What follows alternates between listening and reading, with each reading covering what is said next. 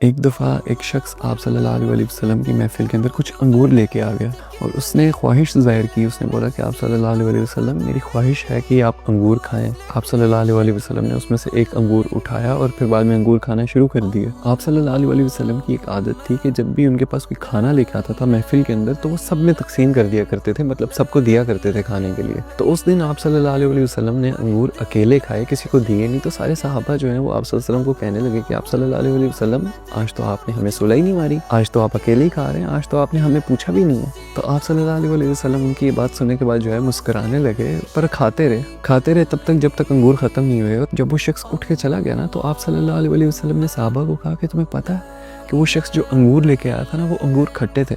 میں نے تم لوگوں کو اس لیے کھانے کے لیے نہیں دیے کہ اگر تم لوگ کھاتے اور تم لوگوں کے چہرے اتر جاتے تو کہیں تمہارے چہرے اترے دیکھ کر اس کا دل نہ ٹوٹ جاتا. تو بات یہ ہے کہ اگر ایک انسان کے دل کا معاملہ اتنا نازک ہے، اتنا قیمتی ہے، تو انسان کو احتیاط کرنی چاہیے. اور آپ صلی اللہ علیہ وسلم نے فرمایا کہ تم میں سے اچھا مسلم وہی ہے، اچھا مسلمان وہی ہے کہ جس کی زبان اور جس کے ہاتھ سے دوسرے مسلمان محفوظ رہیں. اور اس پر تو ہمارے بزرگ بھی فرماتے ہیں، کہتے ہیں کہ دنیا کے اندر کوئی چیز اتنی میٹھی نہیں ہے جتنا انسان کی زبان سے نکلا ہوا ایک میٹھا بول ہے.